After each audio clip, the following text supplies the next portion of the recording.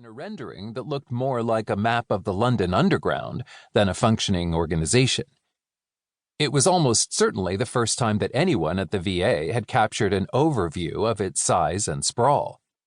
Visualizing the organization and its interactions with its users and external stakeholders in this manner was crucial, because if the VA couldn't see what was wrong, how could it hope to fix it?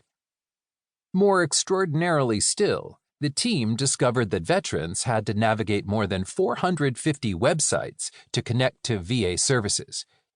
In time, it consolidated these sites into an easy-to-navigate service delivery platform called vets.gov, drawing inspiration from the one-stop-shop redesign of the British government's citizen-facing website, gov.uk.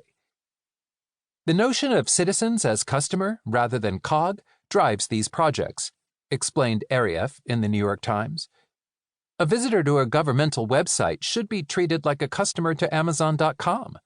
The experience should be quick, convenient, and intuitive, one that he or she would engage with again. What happened at the VA shows us what happens when we take the principles of one field, design, and apply them to a seemingly unrelated one, in this case, the way that people access government services online. The VA's turnaround also demonstrates how far the principles of design have come. The purpose of this book is to demonstrate how much further they can go.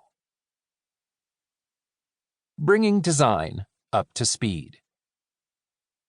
The American industrial designer, Charles Eames, was once asked to define the boundaries of design. "What are the boundaries of problems?" he replied. That was more than 50 years ago. The impact of design has only grown since then. As the boundaries of problems have expanded, so has design. We believe it must expand even more in the years to come. The problems facing business, and indeed humanity, are becoming even more intractable, intertwined, and complex.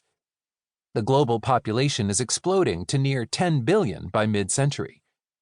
Cities are mushrooming by some 2.5 billion people by 2050, making them more crowded and clogged. We need to build a city the size of New York every other month for the next 35 years in order to house the future global urban population. Meanwhile, the global demand for everyday goods, housing, and transportation is rising, requiring material resources that we do not have and squeezing our planet's ecosystems. Mass migrations, booming income inequality, raging pandemics, and the impact of AI and automation add dramatically to the challenges we face. The world is screaming out for new solutions to tackle the myriad problems and mitigate their consequences. This calls for innovation, bold new approaches that can be adopted by people, businesses, public organizations, NGOs, and even international bodies. This book makes the case for what we call expansive thinking. Its central premise is that we should expand the scale of design thinking and the scope of human-centered design.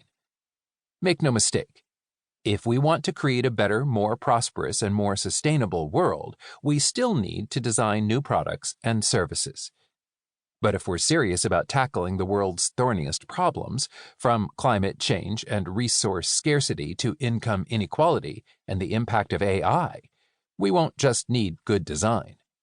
Rather, we need to expand the very way we think as we seek to create solutions to our biggest challenges. In so many ways, however, the way we innovate today no longer reflects reality. We believe that we can use a more ambitious set of design principles to better respond to the transformations that are occurring, and we hope to show you how.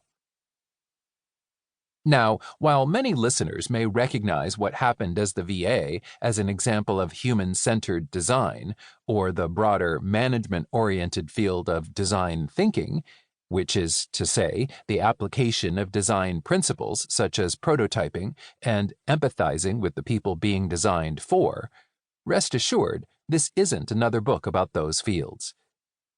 While human-centered design, and its close cousin, user-centered design, has its roots in the Scandinavian tradition of cooperative design, making it ripe for discussion.